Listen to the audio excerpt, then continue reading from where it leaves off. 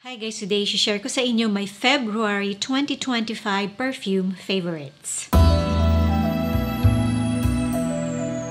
Unahin muna natin tong DKNY na Energizing Women na Eau de Parfum. Pero ilalabas ko yung luma kong bottle kasi, kaya ko to inuna. Kasi mahaba-haba to and parang wala na akong balak gawan siya ng separate na review kasi dito pa lang i-mention ko na yung difference nila. Wala nang masyadong laman tong luma ko na bottle. Ito yung lumang design, medyo parang frosted yung bottle. And yung bagong labas nila ngayon, iniba nila yung bote. Transparent na siya. Baka nalilito kayo guys pag nakikita ninyong nire-review ko tong DKNY na Energizing Women na Eau de Parfum. At nakikita ninyo na ang napapakita kong bottle is frosted. Tapos ngayon pag nagtanong kayo sa store, ganito yung binibigay sa inyo. Uulitin ko, eto na ngayon yung bagong bottle. Medyo nag-iba din ng konti yung amoy niya. May mga nagme-message sa akin ng mga viewers na naghahanap sila nung old na bottle kasi hindi na siya makita. And I thought Eau de Toilette yung nabili nila. Kung merong mang Eau de Toilette, hindi na ako sure kasi for the longest time talaga, etong Eau de Parfum lang yung ginagamit ko. But then, I asked around and eto na nga talaga yung bagong bottle and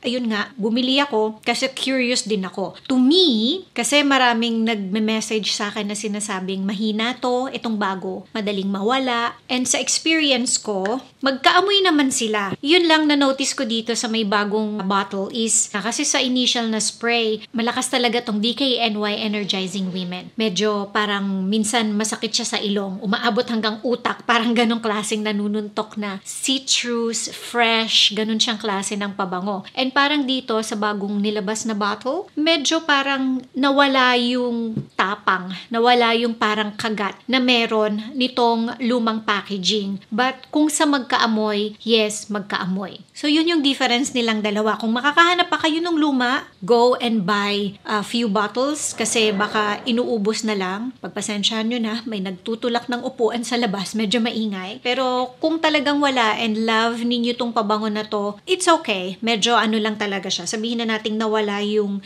sharpness nung citrus, yung ganon, or yung parang, I'm not sure kung may ginger or yung parang kagat niya na bawasan, pero magkaamoy. Okay, so next na perfume. Fleur na heavy cream na hair and body fragrance na mist. Ang bango nito guys. Vanilla na may pagka-salty, parang ganon, salt and vanilla. Pero, ang yummy niya. Pero hindi siya nakakaumay. It's a simple vanilla na perfume. Maganda siyang spray sa hair kasi nga hair and body fragrance mist siya. And ginamit ko siya, parang nag-grocery lang yata ako. It's very comforting na klase ng pabango. Next na perfume is itong Zara na Emotions na Tuberose Noir. I'm not sure kung na-review ko na to kasi nagkaroon ako nito. Hindi ko siya masyadong nagustuhan. And maliit lang na parang sprayer yung meron ako before. And nakita ko may ganito nakalaki. So binili ko siya. Floral. Very fresh na floral na amoy sampagita. Ganun yung amoy niya na ang ganda kasi Tuberose Noir. Iisipin mo, para siyang yung mga pabango na sa gabi lang humahalimuyak. Ganun yung naaamoy ko sa kanya. Pero ang sharp nung pinaka-floral niya. Actually, sobrang parang screechy. Yun yung tamang term na mabango naman sana. Pero sabihin na natin kasi nga medyo mura lang siya. Yung pagkakatimpla niya, alam niyo yung muntik nang maging perfect. Parang ganon. Ang bango pero masyadong screechy yung floral niya. So, what I did is pinaghalo ko silang dalawa ni Fleur na heavy cream. So, inuna ko munang spray sa skin itong si Tuberose Noir and sa damit. And then, tsaka ko pinatungan itong Fleur na heavy cream na bawasan yung screechiness. And mas naging creamy na floral siya na mas gumanda. Mas naging elegant. So, kung meron kayo nitong dalawang pabango na to, paghaluin ninyo. Kung lalo na kung hindi ninyo kayang gamitin tong si Tuberose Noir from Zara. Naging medyo kaamoy siya ni Jo Malone na Tuberose Angelica. Magkahawig, lalo na kung hindi maselan yung ilong ninyo. Except si Jo Malone na Tuberose Angelica is merong amber. Etong dalawa, ito naman, vanilla naman siya. Parang ganon. Magkaamoy pero vanilla version kasi nga vanilla naman yung nailagay ko. Pero ang ganda. Ang creamy, naging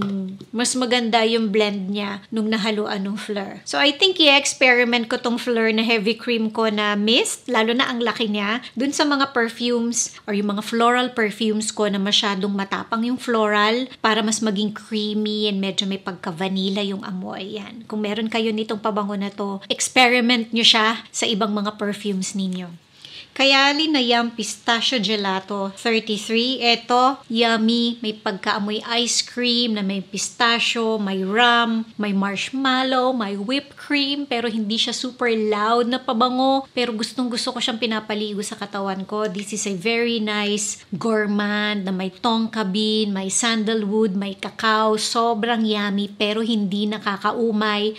Lalo na nung Feb, medyo malamig-lamig pa ng konti and maganda siya sa daytime. I don't know why, pero gustong-gusto ko talaga to. Sana maglabas si Kayali ng mas malakas na version niya para pang evening or pang special events kasi I could see myself buying yung magiging stronger na version nito. Yves Rocher na Mouton Blanc. Ito siya guys, parang Mouton Blanc is parang white morning. Ang linis nito. Crisp, clean, parang tubig sa vase na may naaamoy kang konting lemon, slight florals, slight sweetness, and parang amoy siya nung parang bagong plancha na damit. Ganun siya kalinis and I really like it. And for some reason, kahit ganun lang sabihin natin ka-light yung dating nung amoy niya, malakas siya. Ang lakas niya guys. Ito, madali tong maging parang pang everyday na pabango, easy reach. Pwede siyang ipang blind buy, pang regalo sa mga estudyante, and pang office, hindi kayo makaka-offend ng kahit na sino kasi hindi siya masakit sa ilong. Ganun siya. You smell clean lang. Le Labo na Rose 31. This is a rose perfume. Woody, pero parang slightly muted. Hindi sharp yung floral niya. Hindi masakit sa ilong. Very soft. Ang linis. I really love this one. To me, ang elegant nitong perfume na to. And kung hindi kayo masyadong mahilig sa rose na klase ng perfume, amuyin nyo pa rin to kasi baka makalusot sa inyo because it's very mild. Diptyque na Eau Duel, Eau de Parfum. At one point, yung Eau de Toilette yung mas gusto ko kasi meron yung parang citrus akong naaamoy sa kanya na mas bagay siya sa weather natin dito sa Pilipinas. Pero etong Eau de Parfum, vanilla siya na may pagka-smoky, na may pagka-slight spicy. Hindi siya masyadong nagpo-project, pero ang ganda nung pagka-gourmand niya. May pagka-ice cream-like siya pero meron kasing naamoy din ako sa kanyang pine. So, ang ganda niyang pabango pagka yung medyo malamig-lamig pa na weather. Loewe na 001 na Women na Eau de Parfum. Nabili ko to sa Singapore, sa Sephora. And ang una kong naamoy talaga is yung Eau de Toilette. Pero nung inaamoy ko kasi yung Eau de Toilette, para siya kasing amoy Sprite or 7-Up na, alam niyo yun, ganun ka citrus, ganun ka sparkly. May mga pabango na kasi akong ganun. And then nilabas nung SA yung Eau de Parfum. And hindi ko alam na may Eau de Parfum siya. And nung naamoy ko to, mas nagustuhan ko siya. Mas parang creamier siya na version, pero pag tumagal siya sa skin ko, meron siyang almost coconutty, hindi ko alam kung bakit, creamy, pero I think that's the sandalwood na note, na parang it's too creamy, pero I still like it more than dun sa Eau de Toilette. Si Eau de Toilette mas madaling gamitin. Fresh, citrus siya. Ito citrus na parang may pagka-creamy, and to me mas bagay siya pagka yung burr season, malamig na weather, naka-air conditioned na room. Etong next na perfume, I hope ma-pronounce ko siya ng maayos, no? This is from Houbigant, Paris, and this is Quelque Fleur, l'original Eau de Parfum. Eto siya. Classic na perfume to, guys. And kung i-google ninyo, may mga ilang artista or sa Hollywood na mga gumagamit nito. Ganun siya sabihin na natin kaluma, and even yung mga royalties gumagamit nito sa Europe. It's a fresh, clean na floral na perfume, pero pag naamoy mo siya, it will remind you of nung mami ninyo, aunties ninyo. Because eto yung mga sikat na perfumes before. So, it will remind you of them. Pero sa akin, gusto ko yung parang pagka citrus, floral, fresh niya. May pagka-powdery din siya ng konti. Ang classic niya. Pero I wouldn't say na parang ang tanda or ang mature ng dating nitong perfume na to. Iisipin mo lang na matanda and mature siya because na-associate mo siya sa mga aunties ninyo, sa mga lolas ninyo, sa mga mamis ninyo. Again, Again, because eto yung mga sikat na perfumes before. But if you have this bottle and maamoy mo siya, fresh, floral, powdery siya, and clean na klase ng perfume. Very feminine, very well put together. Actually, even sa weather natin dito sa Philippines, bagay siya all year round. Month number 9 na Nolita, para siyang pinagandang version ng Victoria's Secret na Bombshell. Ganun lang kasimple. If you like Bombshell and gusto nyo ng medyo mas maganda yung pagkakatimpla and mas malakas, try itong month number 9 na Nolita. I like it. It's fresh, may pagka-shampooy, and it's a clean perfume. Madali siyang gamitin everyday. Etong dalawang last na bottle, sobrang na-inlove ako sa kanilang dalawa. Sobrang ganda nila sa skin ko and gustong gusto ko yung amoy nila. So, unahin muna natin tong Tuxedo from YSL. This is woody spicy and sweet. And yung pagiging hindi niya masyadong malakas, actually naging maganda. Kasi yung ganitong klase ng perfume, madalas sobrang potent. This one, hindi siya ganun ka-potent. So, pwede mo siyang ipaligo sa katawan mo. May enjoy mo siyang gamitin. And pwede siya all year round dito sa weather natin. Sa Pilipinas, gumawa ako ng separate na review nito. Hindi ko sure kung kailan ko malalabas yun, kung kailan ko ma-edit. Pero abangan nyo na lang guys. Pero I love this. I love Tuxedo. And I also love Kaban. So, yun pala yung bottles ko. Tignan natin kung may mga susunod pa. Nung nireview ko yung Kaban, minention ko naman yung ilang perfumes na nagustuhan ko din while I was smelling etong mga YSL na sabi nating private line. Nadismaya lang ako nung una because ang hina nila. Pero now I understand kung bakit ginawa nilang hindi ganun kalakas kasi so you could wear it all year round. Siguro kung nasa medyo mas malamig na weather kayo nakakainis kasi magiging sobrang hina siya pero dito sa atin, sa weather natin sa Philippines, panalong-panalo siya. And itong last na bottle, na-in-love ako dito. Actually, meron akong second bottle din from this brand. Ibang